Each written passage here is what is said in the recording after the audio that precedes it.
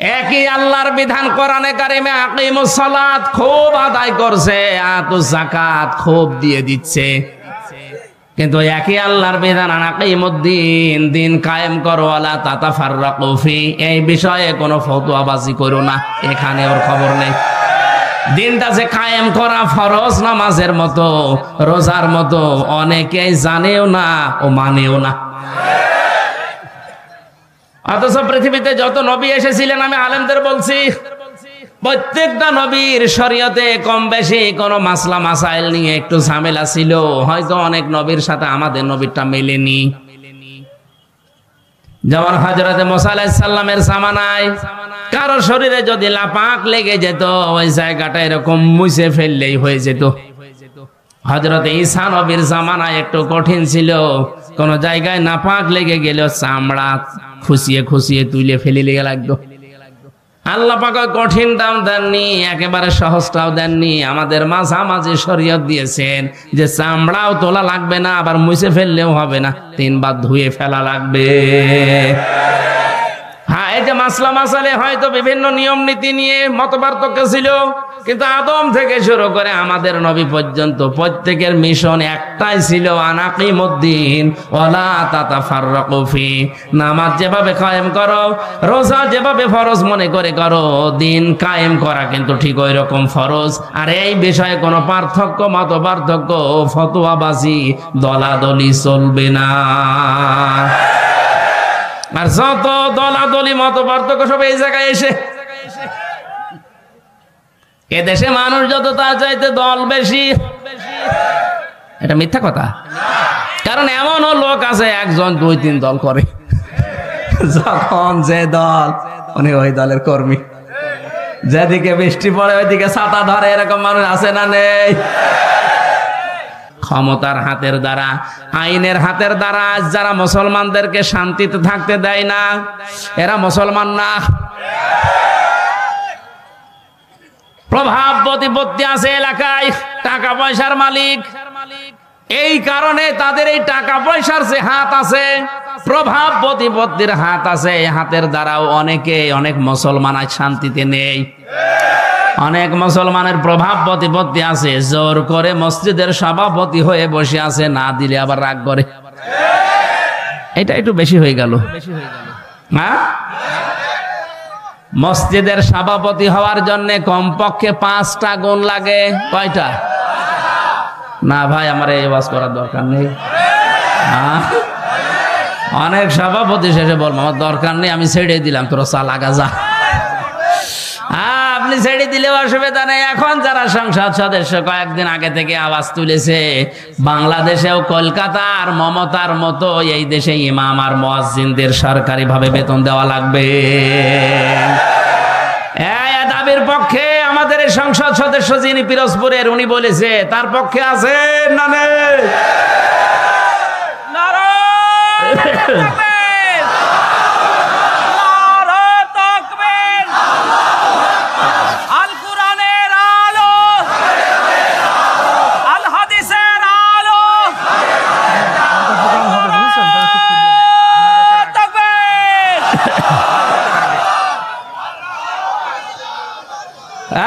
পৌরসভার মেয়র যিনি আছেন, ড্রেন পরিষ্কার করে, টয়লেট পরিষ্কার করে, তার যদি বেতন দেওয়া যায় 3 লক্ষ 3.5 লক্ষ, মসজিদের ইমামের বেতন আর মুয়াজ্জিনের বেতন দিতে গেলে আমাদের প্রধানমন্ত্রী পারবে না।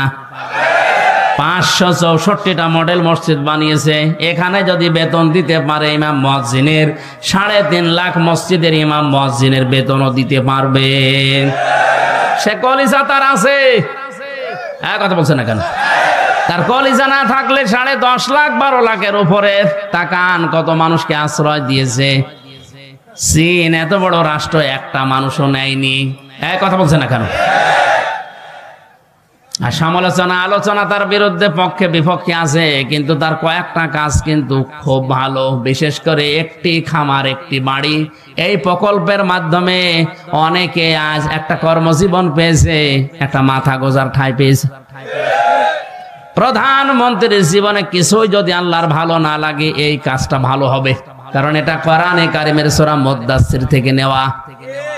ওয়ালাম নাকুন নুতি'মুল মিসকিন, হে নবী আপনি মিসকিনদেরকে খাবার দেবেন, যারা দেয় না তারা মুসলমান দাবি করলেও জাহান্নামে যাবে। সুতরাং শুধু নিজে খেয়ে পরে বাঁচবেন, এতিম মিসকিন অসহায় মানুষের খবর রাখবেন না, আপনি জান্নাতে যেতে পারেন না। উনি হয়তো এই আয়াত থেকে এই শিক্ষাটা নেওয়ার জন্য একটি খামার একটি বাড়িয়ে প্রকল্প চালু করেছিল। আর দুর্নীতি হয়েছে, হয়তো অনেকে একটি খামার একটি বাড়ি বানাতে গিয়ে বাঁশের বদলে রড দিয়েছে, আমরা জানি, কিন্তু কাজ তো করেছে। যারা দায়িত্ব পেয়েছিল ওরা 2 নাম্বারই করলে উনি ওখানে ঢাকা থেকে করবে কি? সুতরাং এই কাজটা যেন আল্লাহ কবুল করেন। লক্ষ লক্ষ মানুষের মাথা গোজার মতো একটা ঠাঁই হয়েছে, একটা কর্মসংস্থান তৈরি হয়েছে। জোরে বলেন সুবহানাল্লাহ। এ কোরআন শুনতে আসবে মানুষ আল্লাহর পথে না শয়তানের পথে? আরো জোরে বলেন। মাওলানা আমিনুলকে যারাই বাধা দিয়েছে, আমি সজ্ঞানে স্বেচ্ছায় একেবারে বাস্তবতার সাথে মিলিয়ে কোরআন সামনে নিয়ে বলছি, আপনি নামাজ পড়তে পারেন, পাগড়ি মাথায় দিতে পারেন, হজ করতে পারেন, কোরআন অনুষ্ঠান চালু হবে বাধা দেওয়ার জন্য যারাই বিভিন্ন কায়দায় চেষ্টা করেছেন, আপনার আমল ভেঙে গেছে। কোন হুজুর নিয়ে আসবেন? এবার নিয়ে আসেন। যদি মনে করেন না বানিয়ে বলছি, সূরা হুজুরাতের 2 নম্বর আয়াতের ব্যাখ্যা আছে, বিশ্ব নবীর উপরে যদি কেউ কথা বলে তাহলে তার আমল আল্লাহ নষ্ট করে দেয়, অথচ লোকটা জানেও না যে আমার আমল নষ্ট হয়ে গেল কি করে। লা তারফাউ আসওয়াতাকুম ফাওকা সাওতিন নাবিয়্যি ওয়া লা তাজহারু লাহু বিল কওলি কাজহারি বা'দিকুম লিবা'দিন আন তাহবাতা আমালুকুম ওয়া আনতুম লা তাশউরুন। কোন ঈমানদার যদি নবীর উপরে কণ্ঠ দিয়ে উচ্চ আওয়াজে কথা বলে, হে নবী আপনি জানিয়ে দেন তার আমল আর নেই, সব নষ্ট হয়ে গেছে। এই আয়াত আমি বানালাম। কাবা এখনো পর্যন্ত মসজিদে নববীতে নবীজির রওজার উপরে এটা স্বর্ণের অক্ষর দিয়ে লেখা আছে। আপনি বলেন তো এখানে নবী আছে কিয়ামত পর্যন্ত দুনিয়ায় আসবে? আরো জোরে বলেন বলেন। নবী তো আসবে না কিয়ামত পর্যন্ত, এই আয়াতটা আল্লাহ কোরআনে দিল কেন? আবার তারফাউ মোজারে দিয়েছেন, এই কারণেই দিয়েছেন বর্তমান ভবিষ্যৎ প্রেজেন্ট ফিউচার, কারণ কিয়ামত পর্যন্ত নবী আসবে না, নবীর ওয়ারিস আলেমরা আসবে। মাওলানা আমিনুল যাই হোক, ওনারে নিয়ে অনেক সমালোচনা আমিও শুনেছি হোক, কিন্তু নামের আগে তো আলেম লেখা আছে। কথা বলেন না কেন? আপনি এটা অস্বীকার করতে পারবেন যে উনি কামেল পাস করেনি? অন্তত এই দেশের শিক্ষা ব্যবস্থা অনুযায়ী উনি তো আলেম, এই দেশে সবাই জানে মাওলানা আমিনুল সিরির বন্দরের আলেম। আপনি যাই করেন না কেন, উনি তো আর গানের অনুষ্ঠান দেয়নি যেটা আপনি বন্ধ করে দেবেন। কোরআন শোনার যে ব্যবস্থা করার জন্য চেষ্টা চালিয়েছিল, এমনি এমনি চোখ দিয়ে ওর পানি বের হয়নি। একটা মানুষ কতটা দুঃখ পেলে 15 দিন ঘুমাতে পারেনি, আপনাদেরকে কোরআনে কারিম শোনাবে এই জন্যে।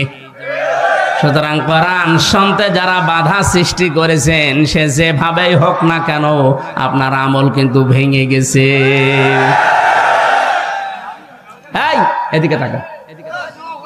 আমার ভাইরা, আমি মাওলানা আমিনুলের কথা এমনি বলি না, যেহেতু নবীজির ইন্তেকালের আগে যে কথা ছিল গুরুত্বপূর্ণ কয়টা, তার ভেতরে এটা একটা। আল উলামা ওয়ারাসাতুল আম্বিয়া, আলেমরা আমি নবীর ওয়ারিস। আমি হয় মাওলানা আমিনুল, মাওলানা হোসাইন, মাওলানা হারুন, যাই হয়ে দেশে আলেম যারাই আছে, আপনি বিশ্বাস করতে পারেন এদের আমল আখলাক ত্রুটি বিচ্যুতি থাকতে পারে, কিন্তু এরা নবীর ওয়ারিস। কিয়ামতের ময়দানে আল্লাহ পাক যদি বিচারও করে, আলেমদের সবার সম্মুখে করবে না, কুদরতের পর্দা দিয়ে ঢেকে নিয়ে গোপনে বলবে এগুলো করেছিলি। এই জন্য একটা মনে সান্ত্বনা আছে, কিয়ামতে অন্তত আল্লাহ মানুষের সামনে অপমান করবে না। শাস্তি যদি দিতেও চায় আল্লাহ গোপনে দেবে। আল্লাহর কাছে আমাদের জীবনের আলেমদের কাকুতি মিনতি, আল্লাহ তুমি গোপনে মাফ করে দিও। তোমার সাত্তার নামের ওসিলায় যেভাবে গোপন করে দিয়েছো, দুনিয়ায় কেউ জানে না। আমির হামজা, মাওলানা হোসাইন, মাওলানা আমিনুল কি করেছে অনেকে জানি না, তোমার জানা আছে। কিয়ামতে যেদিন বিচার বসাবে, আল্লাহ কুদরতের ওই জায়গাতে যেন তুমি গোপনেই মাফ করে দাও। আমার ভাইরা, এই জন্য ওনার উপরে যদি কেউ কণ্ঠস্বর নিয়ে কথাও বলেন, ওনার আমল লাখ লাখ যাই থাকুক না কেন, আপনারটা কিন্তু আল্লাহ নষ্ট করে দেবে। অনেকেই আমরা জানি যে অজু করলে অজু ভেঙে যায় 7টা কারণে, নামাজ পড়লে নামাজ ভেঙে যায় 19টা কারণে। কথা বলে না কেন? ঈমান আনলে ঈমান ভেঙে যায় 10টা কারণে। এখানে যত মানুষ বসে আছে শুধু বিজ্ঞ আলেম গুলো বাদ দিয়ে যদি জিজ্ঞাসা করা হয়, ভালো ভালো মুসল্লি পর্যন্ত বলতে পারবে না যে ঈমান ভাঙার যে 10টা কারণ। পারবে না? ওর মনে নেই। ঈমানও ভেঙে যায়, মানুষের আমলও ভেঙে যায়। এখন যদি বলেন আমলের আবার হাত পা আছে নাকি ভেঙে যায়, হ্যাঁ আমল ভাঙে। আমল কিভাবে ভাঙে আমি বলবো। এই এলাকায় যদি কারো আমল ওরকম থাকে, ভেঙে গেলে আমার কিছু করার নেই। আল্লাযীনা কাফারু ওয়া সাদ্দু আন সাবিলিল্লাহি আযাল্লা আমালাহুম। সূরা মুহাম্মাদের প্রথম আয়াতে আল্লাহ জানিয়েছেন, যারা কুফরি করে আর যারা আল্লাহর পথে বাধা সৃষ্টি করে, আযাল্লা ইউদিল্লু বাবে ইফআল, বাংলা অর্থ দাঁড়িয়েছে আমলের বহুবচন আমাল। কোন মানুষ যদি কুফরি করে আর আল্লাহর পথে বাধা সৃষ্টি করে, সে যেভাবে হোক ওর জীবনের পেছনের আমল আল্লাহ সব নষ্ট করে দিয়েছে, ভেঙে ফেলেছে। নামাজ ভেঙে যাওয়ার কারণ আমরা জানলাম কয়টা? 19টা। কয়টা? ওযু ভেঙে যাওয়ার কারণ কয়টা? আমল ভেঙে যাওয়ার কারণ কয়টা? 2টা। আন্দাজে শুনছে। সূরা মুহাম্মাদের প্রথম আয়াত দলিল দিলাম না যে 2টা? কথা বলেন না কেন? পৃথিবীর যে কোনো জিনিস আপনি দেখবেন সেটা নষ্ট হয়ে যাওয়া, ভেঙে যাওয়ার একটা পথ আছে। আমাদের যে আমল আছে, আমল ভেঙে যায় এই কারণে, নামাজ ভেঙে যায় এই কারণে, রোজা ভেঙে যায় এই কারণে, হজ ভেঙে যায় এই কারণে, যাকাত নষ্ট হয়ে যায় এই কারণে। যাকাত দেওয়ার জায়গা আছে 8টা। কয়টা? 8টা বাদ দিয়ে যদি মানুষ 9 নাম্বার জায়গায় দেয়, তাহলে ওই যাকাত ভেঙে যাবে, নষ্ট হয়ে যাবে। জান্নাত যাওয়ার জন্য যেটা আসল দরকার ঈমান, ঈমানও মাঝে মাঝে ভেঙে যায়। আসতে বলেন, ঈমান ভাঙে না? ঈমান ভাঙার কারণ 10টা। কয়টা? আমি সংক্ষেপে আপনাকে লিখে নেওয়ার জন্য বলছি, কাজে লাগবে লিখেন। ঈমানও মানুষের ভেঙে যায়। 1 নম্বরে সূরা জুমারের 65 নাম্বার আয়াতের দলিলটা আছে। আমি শুধু থিওরি গুলো বলছি, বাড়িতে মিলিয়ে নিয়েন। 1 নম্বরে দুনিয়ায় কেউ যদি শিরিক করে, তার ঈমান ভেঙে যায়, নষ্ট হয়ে যায়। ওই ঈমান নিয়ে জান্নাতে যাওয়া সম্ভব না। 2 নম্বরে কেউ যদি কুফরি করে, কুফরি মানে কি? ঢেকে ফেলা। কুফরি মানে অস্বীকার করা, ঢাকনা দেওয়া, চেপে রাখা, গোপন করা। আল্লাহর কোন বিধান জানার পরে যদি কেউ চেপে রাখে, গোপন করে, সেও উপকার আনতে কাফের, তারও ঈমান ভেঙে গেছে। আর এটা বাংলাদেশে এখন বেশি।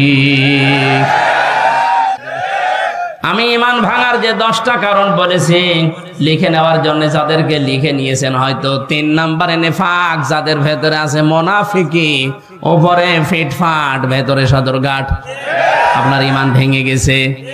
আমি একটা উদাহরণ তাফসীর থেকে লিখেছি, যারা সব ধর্মকে সমান মনে করে, ওদের ঈমান নষ্ট হয়ে গেছে। আরে দেশে এরকম অনেক মানুষ এখন দিন দিন বাড়ছে। সব ধর্ম সমান আপনি বিশ্বাস করা তো দূরের কথা, আপনি বলেন কি করে?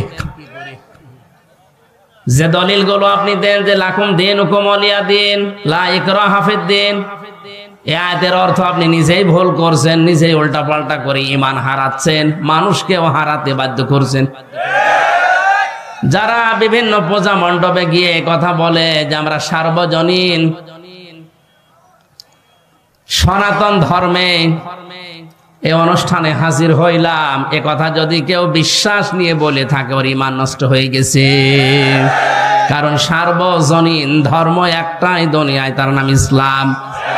আর সনাতন ধর্ম মনে করি অনেকেই বলি হিন্দু ধর্ম না, সনাতন মানে পুরাতন। সনাতন মানে এ পৃথিবীতে সব চাইতে পুরাতন ইসলাম, এর আগে কিছু ছিল না। এক কথা বলো না কেন? পৃথিবীর প্রথম মানব যিনি হযরতে আদম, তার ধর্ম কি? আরো জোরে। সুতরাং এই কথা কারা প্রচার করেছে আমরা জানি না, যে সনাতন ধর্ম মানে হিন্দু ধর্ম, এটা মিথ্যা কথা। সনাতন ধর্মই পৃথিবীতে ইসলাম। ইসলাম, আল্লাহর কাছে একমাত্র ধর্মের নাম ইসলাম। এজন্য ধর্মের আগে আলিফ লাম আছে। এখানে যারা গ্রামার বোঝে, আলিফ লাম 4 প্রকার। এখানে যে আলিফ লাম দেওয়া আছে নির্দিষ্ট করার জন্য। আমি যদি মাওলানা হোসাইনকে বলি ভাই আমি দিনাজপুরে যাব, যদি বলি এই যে এই রাস্তাটা, এর আগে তাহলে তরিকের আগে আলিফ লাম দেওয়া লাগবে। তরিক এই একটাই রাস্তা, কিন্তু দিনাজপুরে যাওয়ার জন্য এখনো 4-5টা রাস্তা আছে। তখন আর তরিকের আগে আলিফ লাম দেওয়া যাবে না, কারণ এটা অনির্দিষ্ট। যে কোনো রাস্তা দিয়ে আমি যেতে পারি, দিনাজপুরে পৌঁছালেই হলো। কিন্তু কোন রাস্তা দিয়ে দিনাজপুরে গেলে আপনি পাবেন না শুধু এই রাস্তাটা ছাড়া। তখন তরিক বা রাস্তার আগে কি লাগবে? আলিফ লাম। কি লাগবে? যত ধর্ম দুনিয়ায় আছে সব ধর্মের ব্যাপারে আল্লাহর বক্তব্য এই, সবগুলো শয়তানের আবিষ্কার করা, আমি আল্লাহর আবিষ্কার করা ইসলাম।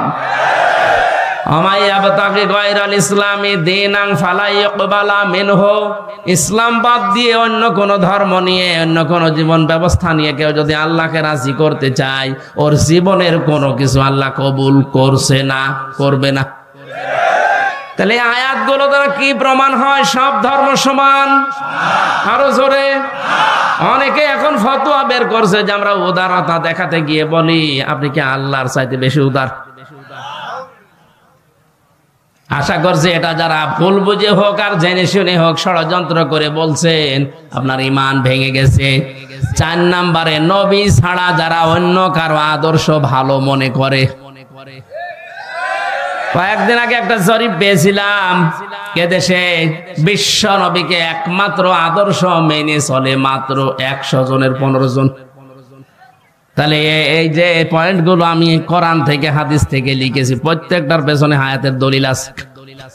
আমি দলিলগুলো লম্বা করে বলতে পারছি না, শুধু আমার সাবজেক্টে যাব। তাই যারা আজ বিশ্ব নবী বাদ দিয়ে অন্য কাউকে আদর্শ মানে, তাদের সংখ্যা এই দেশে 85 জন। কত? আর একমাত্র যারা বিশ্ব নবীকে উসওয়াতুন হাসানা মানে, ওদের সংখ্যা মাত্র 15 জন। আপনি হিসাব করে বলেন, আমরা খালি চিল্লাই যে দেশে 96% মুসলমান। হ্যাঁ, মুসলমান আছে, ওই আদমশুমারিতে আছে, আর ওই আগা কাটা আছে। অনেকেই ভাবে যে আগা কেটে দিলেই মুসলমান। ছাগল কি? ছাগলের তো দিয়ে, ছাগলের দেয় না। না, ভুল যারা করছেন আপনাকে সংশোধনী দিলাম, আশা করছে আপনার বিবেক খুলবে। এরপরেও যদি আপনি একেবারে সে আবু জেহেলের মতো অনড় হয়ে থাকেন, আমার মনে হয় আপনার হেদায়েত কপালে আর নেই। 5 নম্বরে, আল্লাহর বিধান যাদের ভালো লাগে না, এটা সূরা মুহাম্মদের 9 নম্বর আয়াতে আছে। এ দেশে এখন নেই। আল্লাহর কোন বিধানকে আপনি যদি খারাপ মনে করেন, হ্যাঁ আপনার বুঝে আসছে না, সেটা আলাদা কথা বলছেন। আল্লাহর বিধানকে খারাপ মনে করলে ঈমান নষ্ট হয়ে যায়, ভেঙে যায়, ব্যর্থ হয়ে যায়। 6 নম্বরে, দিনের কোন বিধানকে নিয়ে কেউ যদি কটাক্ষ করে, উপহাস করে, মর্যাদা দিতে না চায়, এটা আজ দিন দিন বাড়ছে। আল্লাহর বিভিন্ন বিধান নিয়ে মানে তো না, আরো কটাক্ষ করে, আরো উপহাস করে উড়িয়ে দেয়। আমি একটা উদাহরণ দিচ্ছি আল্লাহর কোরআন থেকে, একটু খেয়াল করে শোনেন। কোরআনের কোন আয়াত বোঝার জন্য কেউ যদি চেষ্টা করে, তার কিন্তু 500 রাকাত নফল নামাজের সওয়াব হয়। ইন্নাল্লাযীনা কাযযাবু বিআয়াতিনা ওয়াস্তাকবারু আনহা লা তুফাত্তাহু লাহুম আবওয়াবুস সামা ওয়া লা ইয়াদখুলুনাল জান্নাহ। আল্লাহ পাক বলেন, হে নবী, নিশ্চয় যারা আমি আল্লাহর আয়াতকে অবিশ্বাস করে, মিথ্যা মনে করে, আর যখন আমার আয়াত দিয়ে ওয়াজ করা হয়, তাফসীর করা হয়, ব্যাখ্যা করা হয়, সতর্ক করা হয়, ও মানুষ সতর্ক না হয়ে অহংকার করে আরো উঠে চলে যায়। ওয়াস্তাকবারু আনহা, ইস্তেকবার করে, অহংকার করে, দাম্ভিকতা দেখিয়ে মুখ ফিরিয়ে চলে যায়। লা তুফাত্তাহু লাহুম, তুফাত্তাহু মুসারে বর্তমান, ভবিষ্যৎ, প্রেজেন্ট, ফিউচার, তার জন্য খোলা হচ্ছে না, হবে না। আবওয়াব সামা, বাবের বহু বচন আবওয়াব, বাব মানে দরজা, আবওয়াব মানে দরজা সমূহ, সামা মানে আকাশ। আকাশের একটা দরজাও তার জন্য খোলা হচ্ছে না, হবেও না। এতটুকু আল্লাহ শেষ করেননি, পরবর্তী কথা আরো কঠিন। ওয়ালা ইয়াদখুলুনাল জান্নাহ, ওরা জান্নাতে যাচ্ছে না, যাবে না। আপনি হিসাব করছেন পেছনের হাত দিয়ে। আজ যারা আল্লাহর আয়াতকে অবিশ্বাস করেন, কটাক্ষ করেন, মিথ্যা মনে করেন, অহংকার করে মুখ ফিরিয়ে চলে যান, আপনার কিন্তু জীবনের বড় ক্ষতি দুইটা। আকাশের দরজা সব সময় আপনার জন্য বন্ধ, আপনার আমল ওঠা বন্ধ হয়ে গেছে। 2 নাম্বার, আপনি জান্নাতে কোনোদিন যাচ্ছেন না, যাবেনও না। আল্লাহ একটা উদাহরণ দিচ্ছেন, হাত্তা ইয়ালিজাল জামালু ফি সামিল খিয়াত। হাত্তা মানে যতক্ষণ পর্যন্ত, ইয়ালিজা মানে প্রবেশ করা, যতক্ষণ পর্যন্ত প্রবেশ না করে সূচের ওই ছিদ্র দিয়ে উট, তার মানে সূচের ছিদ্র দিয়ে উট প্রবেশ করা যেরকম অসম্ভব, ওই মানুষগুলোর আল্লাহর জান্নাতে যাওয়া ওই রকম অসম্ভব। আল্লাহ উদাহরণটা দিয়ে জানিয়েছেন, বান্দা তোর জন্য আমার জান্নাতে যাওয়া সম্ভব না। সুতরাং আল্লাহর আয়াত নিয়ে যারা কটূক্তি করছেন তারা থামেন, আপনার জন্য জান্নাতে যাওয়া সূচের ছিদ্র দিয়ে উট যাওয়ার মতো কঠিন। আল্লাহ শেষ করে দিলে হয়তো আমি বলতাম না, এর পরবর্তী কথা আরো কঠিন। ওয়াকাযালিকা নাজিজিল মুজরিমিন, আল্লাহ বলেন এইভাবে করে আমি পাপিষ্ঠদেরকে শাস্তি দেব। লাহুম মিন জাহান্নামা মিহাদু ওয়া মিন ফাওকিহিম গাওয়াশ ওয়াকাযালিকা নাজিজিজ যালিমিন। এই যে মানুষগুলো যারা আল্লাহর আয়াত নিয়ে, আল্লাহর কোরআন নিয়ে, আল্লাহর বিধান নিয়ে কটূক্তি করে, উপহাস করে, এরা নামাজ পড়তে পারে, রোজা রাখতে পারে, দাড়ি রাখতে পারে, মারা যাওয়ার সঙ্গে সঙ্গে আমি আল্লাহ কবরটা জাহান্নাম বানিয়ে দেব। আল্লাহ শুধু এতটুকুই দেননি, আল্লাহ এর পরবর্তী শব্দের দিকে খেয়াল করেন, মিহাদু ওয়া মিন ফাওকিহিম গাওয়াশ, ওদের কবরের ভেতরে রাখার সঙ্গে সঙ্গে পেছনে নিচে যে বিছানাটা এটা হয়ে যাবে আগুনের বিছানা, উপরে দেওয়া হবে আগুনের চাদর। জোরে বলেন নাউজুবিল্লাহ। এই আয়াতটা আমার চোখের সামনে যখন আসে আমি দেখতে পাই এদেশে অনেকেই এখন এই আয়াতে শামিল। অথচ এরকম মানুষ মারা গেলে আমরা অনেকে উপরে ফুল দিয়ে রাখি। হ্যাঁ, কথা বলে না কেন? সারা জীবন যে আল্লাহর আয়াতকে উপহাস করে, ঠাট্টা করে, আল্লাহর বিধানকে যার পছন্দ হয় না, এ মানুষটা মারা গেলে উপরে ফুল কেন, 2 তলা বিল্ডিং কেন, 15 তলা বিল্ডিং বানিয়েও কাজ নেই। কারণ আল্লাহ নিজে ওরে জাহান্নামের চাদরের বিছানা দেবে, জাহান্নামের চাদর দিয়ে ঢেকে দেবে। জোরে বলেন নাউজুবিল্লাহ। আমার ভাইরা, যেন ঈমান যেন আপনার ভেঙে না যায়, সতর্ক থাকবেন। 7 নম্বরে যারা জাদুকর, এদের ঈমান ভেঙে যায়, এলাকায় মনে হয় নেই। 8 নম্বরে মুসলমানদের বিরুদ্ধে যারা ষড়যন্ত্র করে, এটা এখন বেশি। হ্যাঁ, কথা বলেন না কেন? মুসলমানদের বিরুদ্ধে, মানুষের বিরুদ্ধে না, মুসলমানদের বিরুদ্ধে যারা ষড়যন্ত্র করে, এই লোকটার ঈমান ভেঙে যায়। মান সালিমাল মুসলিমুনা মিন লিসানিহি ওয়া ইয়াদিহি, ওই লোকটাই আসল মুসলমান, যার হাত থেকে মুখ থেকে মানুষেরা নিরাপত্তা পায়। ঠিক আছে? না না, ঠিক নেই। আপনি কি শোনেন? এভাবে শুনলে তো হবে না। আমি অর্থ করলাম কি, আপনি বলছেন ঠিক আছে। মান সালিমাল মুসলিমুনা মিন লিসানিহি ওয়া ইয়াদিহি, ওই লোকটাই প্রকৃত মুসলমান, যার হাত থেকে মুখ থেকে মানুষেরা শান্তি পায়। ঠিক আছে? হয়নি। কি শোনে ওরা আলেম বলে? আরে ভাই, শব্দের দিকে খেয়াল করে শুনবেন, তো আমার ভুল হলে ধরে দেবেন। এমনি এমনি আপনি স্টেজে বসে আছেন, না না না, হয়নি। এখানে কিন্তু এই জন্যই তাফসীর মাহফিলে আসা লাগে। সূক্ষ্ম কিছু শব্দ যেগুলো ক্লাসে পাওয়া যায় না, এই শব্দগুলো গবেষণা করে বের করা লাগে। কোন মানুষ যদি মানুষ হয়ে মানুষের উপরে জুলুম করে, তার বিরুদ্ধে কিন্তু আল্লাহর মামলা আছে, এটা আলাদা বিষয়। সূরা শুরার 42 নম্বর আয়াতে আল্লাহ দলিল দিয়েছেন, ইন্নামাস সাবিলু আলাল্লাযিনা ইয়াজলিমুনান নাস। আমি আল্লাহর মামলা, আমি আল্লাহর অভিযোগ তাদের বিরুদ্ধে যারা মানুষ হয়ে মানুষের উপরে জুলুম করে।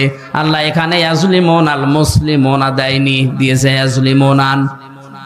বলেন বলেন, হিন্দু কি মানুষ না? খ্রিস্টান, ইহুদি? তাহলে মানুষ মতবাচ্যে যারা বিবেচিত, সে যে ধর্মের হোক, ওর ওপরে কেউ যদি জুলুম করে, তার অধিকার নষ্ট করে, তার বিরুদ্ধে মামলা কার? এটা আলাদা বিষয়। কিন্তু এখানে আল্লাহর নবী নাস শব্দ দেননি, দিয়েছেন মুসলিমুনা। কি দিয়েছেন? আমি এইটা বোঝানোর জন্যই বলছিলাম, ওই লোকটাই আল্লাহর কাছে প্রকৃত মুসলিম, যার হাতের দ্বারা আর মুখের দ্বারা মুসলমানেরা নিরাপত্তা পায়। আপনি কেমন মুসলমান? আপনার হাতের দ্বারা আর মুখের দ্বারা মুসলমানেরা শান্তিতে থাকে না, আরো আতঙ্কে থাকে। এখানে ইয়াদি মানে এই হাত শুধু না, ক্ষমতার হাত, এক কথা বলেন, আইনের হাত, টাকা পয়সার হাত, প্রভাব প্রতিপত্তির হাত, এই হাতও হতে পারে। এক একটা শব্দের প্রায় 33টার উপরে অর্থ আছে, সর্বনিম্ন 33টা, উপরে 99টা। যেখানে যেই শব্দটা খাটবে, অ্যাপ্রোপ্রিয়েট হবে, ওইটা ওই জায়গায় আপনাকে লাগানো লাগবে। এই জন্য তাফসীর করতে গেলে এক শব্দের একাধিক অর্থ আপনার জানা থাকতে হয়, না একটা শব্দের একটা অর্থ জেনে যদি শুরু করতে চান, আপনি উলটপালট করে ফেলবেন। কোরআনে কারিমে আল্লাহ দরবা দিয়েছেন, দরবা মানে, আমাদের সে মিজান মন সাহেবে পড়িয়েছে দরবা মানে আঘাত করা, দরবা মানে মারা। অথচ তাফসীরের ভাষায় 33টার উপরে শব্দ আছে। দরবা মানে দৃষ্টান্ত দেওয়া, দরবা মানে সফর করা। আমার সবগুলো এখন মনে নেই, আমার যতটুকু আয়াত আছে আমি মিলাতে পারি কোরআন পড়তে গেলে, যে এই জায়গায় দৃষ্টান্ত হবে, এই জায়গায় সফর করা হবে, এই জায়গায় মারা হবে। আমি যদি ওই মারাটাই জেনে রাখতাম, অর্থ করতে পারতাম। আমি কিন্তু শিক্ষা দেওয়ার জন্য যে জায়গায় ছিলাম ওখানে ফিরে যাচ্ছি। যে মানুষগুলো কাউকে মুসলমানদের বিরুদ্ধে ষড়যন্ত্রে লাগিয়ে দেয়, এই লোকটার মুসলমান থাকে না, ইমান ভেঙে যায়। 9 নম্বরে, কাউকে যদি কেউ ইসলামের ঊর্ধ্বে মনে করে, ওর ইমান নষ্ট হয়ে যায়। আমি এই শব্দটা আর বলবো না। কাউকে আপনি ইসলামের ঊর্ধ্বে মনে করতে পারবেন না, এমনকি নবীজিও না।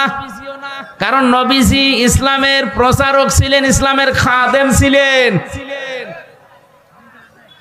বিশ্ব নবীকে যখন পাথর দিয়ে দিয়ে মেরে মেরে রক্তাক্ত করে ফেলে রাখতো, জিবরাইল এসে পাথরগুলো সরিয়ে বড় একটা পাথরের ওকে বলতেন তুলা হয়ে যাও, তোলার মতো নরম করে ওখানে যখন শুয়ে দিতেন, জিবরাইলকে নবীজি বলে, ভাই আমার কি কাজ?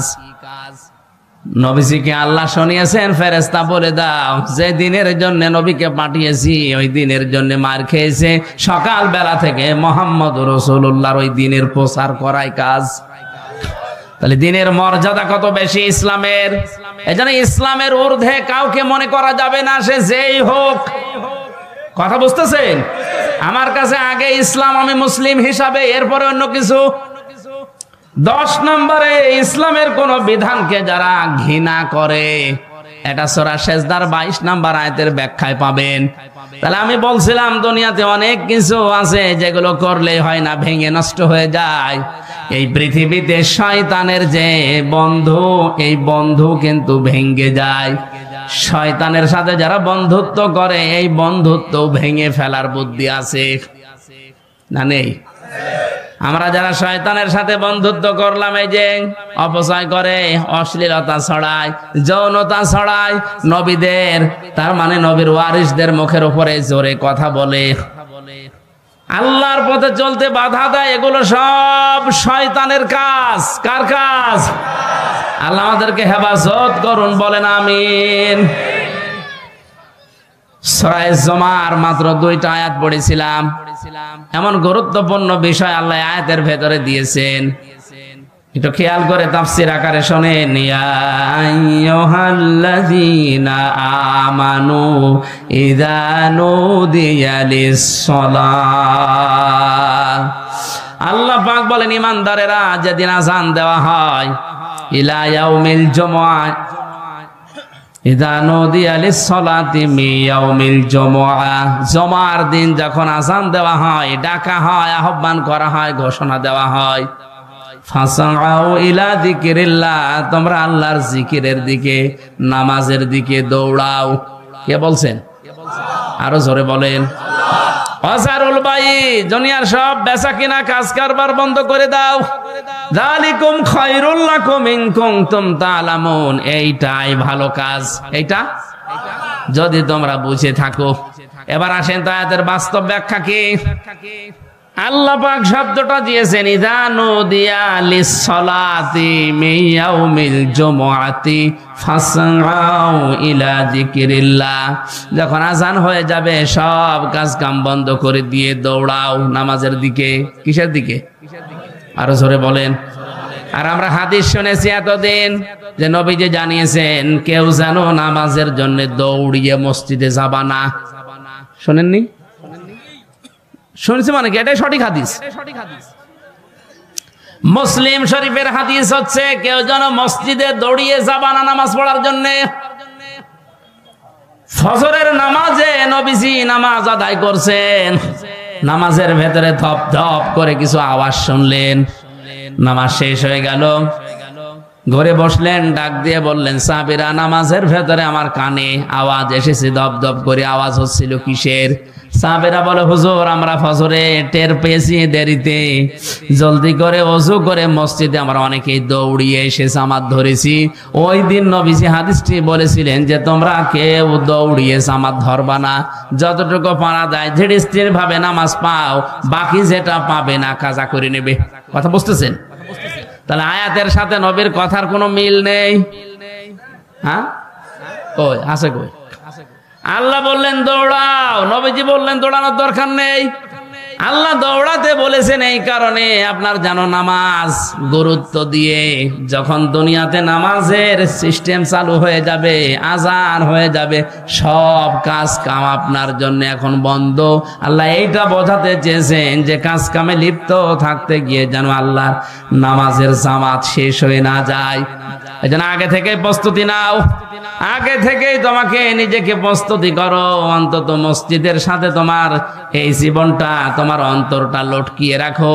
কিয়ামতের কঠিন ময়দানে মানুষ যখন পাবে ঘামের ভেতরে হাবুডুবু খাবে, ওই সময় আরশের ছায়ায় যাদেরকে স্থান দেব তার 4 নাম্বার তারা, যারা দুনিয়াতে নামাজ পড়তে মসজিদে যায়, বের হয়ে গেলে আবার কখন যাবে এই ধান্দায় থাকে। জোরে বলেন সুবহানাল্লাহ। আমরা এই কাজ কারবার গুলো একটু আদায় করি। বলে ফাসাউ ইলা যিকিরিল্লাহর ব্যাখ্যা মানে দৌড়াতে বলেছে এই জন্যে যেন আপনি আগে থেকে প্রস্তুতি নেন, নামাজ যেন নষ্ট না হয়ে যায়। এই কারণে সব কাজ কাম বন্ধ করে দিতে বললেন। এদের সাথে বাংলাদেশের বাস্তবতার মিল হয় না, আমি অনেক ক্ষেত্রে দেখেছি।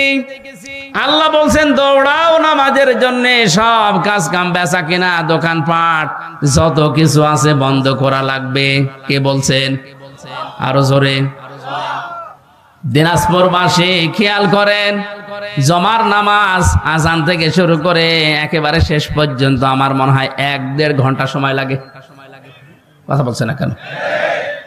আল্লাহ বললেন তোমাদের এইটাই ভালো কাজ, নামাজে আসো, ওই কাজ বন্ধ করে দিয়ে। আর আমরা দেখছি না 1-1.5 ঘন্টা সময় লাগছে, অথচ এই দেশে এমন অনেক মানুষ আছে 1 ঘন্টায় 5 লাখ টাকা উপায় করে। না নেই? আপনার বেশি মনে হয়ে যাচ্ছে। ঢাকাতে ডাক্তার মতিয়ার রহমানের বাড়ি খুলনা, অনেক পিত্তথলির পাথর বের করেন অপারেশন ছাড়া।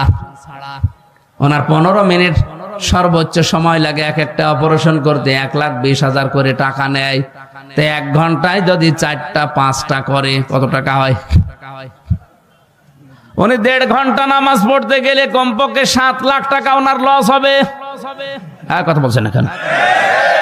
এখন উনি যদি এই আয়াতের প্রশ্ন করে, আল্লাহ তোমার সাথে তো আমার বাস্তবতা মেলে না, তুমি বলছো যালিকুম খায়রুল লাকুম, এইটাই ভালো কাজ, অথচ আমি দেখলাম না নামাজ পড়তে গেলে আমার 7 লাখ লস, তা আমার তো লাভ হচ্ছে না লস হচ্ছে, তাহলে কোরআনের এই আয়াত ভুল। কেন আল্লাহ যালিকুম খায়রুল লাকুম দিয়েছেন, এইটাই ভালো কাজ? ইন কুনতুম তা'লামুন, যদি তোমরা জানো। এবার আসেন ব্যাখ্যায়।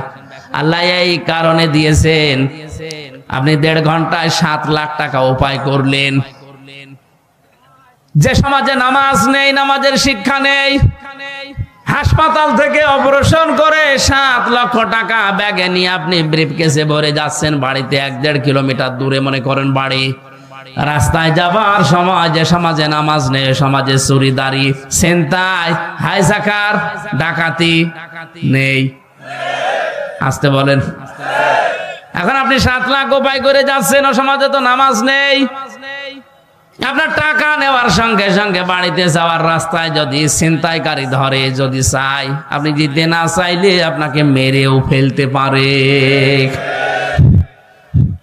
আল্লাহ এই কারণে নামাজের গুরুত্ব দিলেন, কারণ নামাজ যদি কায়েম হয়ে যায়, নামাজের শিক্ষাগুলো যদি ব্যক্তি, পরিবার, সমাজ, রাষ্ট্রে এসে যায়, 7 লাখ না 7 কোটি টাকা সঙ্গে নিয়ে গেলেও তোমার মনে আল্লাহ ছাড়া আর কোন চোর, ডাকাত, হাইজাকার, ছিনতাইকারীর ভয় থাকবে না।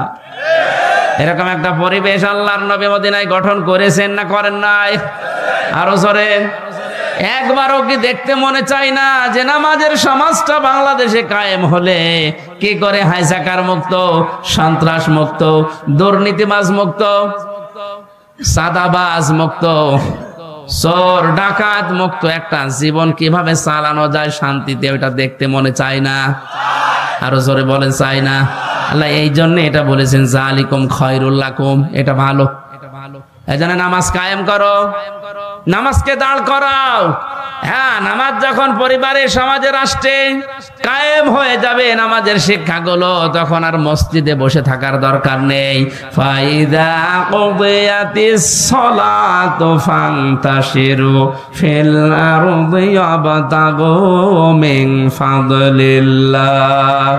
নামাজ যখন শেষ হয়ে গেছে, এখন আর মসজিদে থাকা যাবে না, এখন ছড়িয়ে যাও, ছিটিয়ে পড়ো, অনুসন্ধান করো আল্লাহর রিজিক। আল্লাহর কি? আরো জোরে। এতে বিধান হচ্ছে 2টা, একটা নামাজ পড়ো আর একটা ছড়িয়ে পড়ো। খেয়াল করেন, তাহলে নামাজও ফরজ, জমিনে হালাল রুজির জন্য চেষ্টা করা, কষ্ট করা। আরো জোরে। আল্লাহ কিন্তু নামাজের আগে ওয়াজকুরুল্লাহ দেননি, যে নামাজের আগে তোমরা আল্লাহর বেশি বেশি জিকির করো, বলেননি। কিন্তু ওয়াজকুরুল্লাহ কাসীরা দিয়েছেন, ওয়াবতাগু মিন ফাদলিল্লাহর আগে। তোমরা যখন অনুসন্ধান করতে যাবে রিজিক জমিনে, তখন কিন্তু আল্লাহর জিকির, আল্লাহর স্মরণ ভুলে যেও না, কারণ আমি আল্লাহ জানি নামাজে দাঁড়িয়ে মানুষ এমনি আমাকে ডাকবে। কিন্তু বাস্তবতায় গিয়ে, কর্মজীবনে গিয়ে, প্র্যাকটিক্যাল লাইফে গিয়ে যদি আমি আল্লাহর কথা মনে না থাকে, ওখানে দুর্নীতি হওয়ার সম্ভাবনা আছে না নেই? এই জন্য নামাজের ভেতরে অনেককে দেখা যায় কাকু কাঁদতেছে, নামাজের গুরুত্বও দিয়েছে, কিন্তু কর্মজীবনে যে এই জিকিরটা আর স্মরণ করে না, এই জন্যই ঘুষ খায়, সুদ খায়। আরো জোরে বলেন। ভার্সিটিতে থাকাকালীন একবার মাস্টার্সের সার্টিফিকেট নিয়ে আসতে গেছে, যার কাছে গেলাম, বললাম স্যার সই করে দেন একটা সিল মেরে। অনেক আমারে বলছে হামজা তাড়াতাড়ি কর। বলছে স্যার আমি তো তাড়াতাড়ি করছি। কিছুক্ষণ পরে আমারে বলছে তাড়াতাড়ি কর, আমি জোহরের নামাজে জামাত ধরবো। আমি বলছি আমি তো তাড়াতাড়ি করছি, আমি গাড়ি ধরবো। মাথা নিচু করে বলছে 1000 টাকা বের কর। তো আপনি জামাত ধরবেন? কিসের জামাত আপনার? এইটাই আপনার আসল জামাত। সরকার আপনার কাছে 8টা ঘন্টা কিনে নিয়েছে, 45,000 টাকা বেতন আপনার। কথা বলেন না কেন? আপনি মাত্র 10 মিনিট নামাজ পড়তে যাবেন শহরের, এই 10 মিনিটের জন্য এত তাড়াতাড়ি করছেন যে তাড়াতাড়ি কর, আমি জামাত ধরবো। তা আপনার যে 8 ঘন্টা জামাত এখানে চলছে, ছেলে মেয়েরা আসবে, সই করে সিল মেরে দেবেন, এইটাই আপনার জামাত। কথা বলেন না কেন? আল্লাহ এই জন্য বলেছেন কর্ম জীবনে যে যেন আমাকে ভুলেছেও না, আমার জিকিরটা ওই জায়গায় আরো বেশি করো, তাহলে এদেশে দুর্নীতি হবে না। আয়াতের শেষে ছিল লাআল্লাকুম তুফলিহুন, যদি এটা করতে পারো আমি আল্লাহ বলছি তোমরা সফল হয়ে যাবে। জোরে বলেন সুবহানাল্লাহ। এই জন্য আমরা যদি আল্লাহর রিজিক অনুগ্রহ পেতে চাই, আল্লাহর দয়া পেতে চাই, এদিকে তাকান, আল্লাহর অনুগ্রহ যদি কেউ পেতে চায় তাহলে জমিনে আসা লাগবে, আর আল্লাহর রহমত যদি কেউ পেতে চায় মসজিদে যাওয়া লাগবে। মসজিদে ওঠার সময় বলা হয় আল্লাহুম্মা আফতাহ লি আবওয়াবা রাহমাতিক, হে আল্লাহ তোমার রহমতের দরজা আমার জন্য খুলে দাও। কথা বলেন না কেন? আর যখন বের হয় মানুষ তখন কি চায়? আল্লাহুম্মা ইন্নী আসআলুকা মিন ফাদলিকা, এই যে ফজল অনুগ্রহ, হে আল্লাহ আমি তোমার কাছে আশা করি, চাই যে তুমি আমার রিজিক দাও, ফজল দাও। এখানে ফজল মানে রিজিক, ফজল মানে কি? তাহলে আমাদের কাজের সময় কাজ করা লাগবে, আর নামাজের সময় দুনিয়ার সব স্টপ, নামাজ পড়া লাগবে। এখন থেকে সিদ্ধান্ত নিয়ে যান, যত কঠিন পরিস্থিতি তৈরি হোক না কেন, ফরজ নামাজ আমি জীবনে আর ছেড়ে দেব না। হ্যাঁ, আমি আর চাই করি না কেন, ফরজ নামাজ। নামাজ শেষ হয়ে গেলে মসজিদে আর বসেও থাকবো না, কারণ আল্লাহর নির্দেশ ফান্তাশিরু ফিল আরদি ওয়াবতাগু মিন ফাদলিল্লাহ। নামাজ শেষ হয়ে গেছে, এখন জমিনে ছড়িয়ে পড়ো, এ নির্দেশ কার? নবীজি জানিয়েছেন আল কাসিবু হাবিবুল্লাহ, যারা কাজ করে খায় জমিনে, এরা সাধারণ মানুষ না, এরা আল্লাহর বন্ধু। আমরা আল্লাহর বন্ধু খোঁজার জন্য সেই চট্টগ্রামে যাই, বরিশালে যাই, সিলেটে যাই, ফরিদপুরে যাই। কে বলেছে ওগুলো আল্লাহর বন্ধু? যারা কাজ করে খায় না, বসে বসে খায়, ওগুলো আল্লাহর শত্রু। আল কাসিবু হাবিবুল্লাহ, যারা উপার্জন করে খায়, কাজ করে খায়, এরা কার বন্ধু? এই কাজটা যত ছোট হোক কোনো অসুবিধা নেই। এই যে মাইক টাঙিয়েছে যারা, এরাও কাজ করে খায়, রাস্তা ঝাড়ু দেয়, এরাও কাজ করে খায়। এই জন্য আয়াতের শিক্ষা হচ্ছে নামাজের সময় হয়ে গেলে দুনিয়ার সব আমার কাছ থেকে মাইনাস হয়ে যাবে। নামাজের সময় হয়ে গেলে দুনিয়া বলে আমার আর কিছু নেই, আমার এখন আল্লাহর বিধান সামনে, নামাজ শেষ, এখন আমাকে যাওয়া লাগবে কর্মজীবনে রিজিক তালাশ করার জন্যে। না, গলা বসে যাচ্ছে, কথা বললে সমস্যা। আপনারা এই দাম্পত্য জীবনের সমস্যা এবং সমাধান, নারীদের জন্য পুরুষের জন্য, দুইটা বই আমি জেলখানায় টুকে টুকে রেখেছিলাম, বাইরে এসে লিখেছি। একটা আছে মেয়েদের জন্য আছে, আপনারা কিনে মেয়েদেরকে পড়াবেন, অনেক উপকার হবে। আমার গলা বসে যাচ্ছে।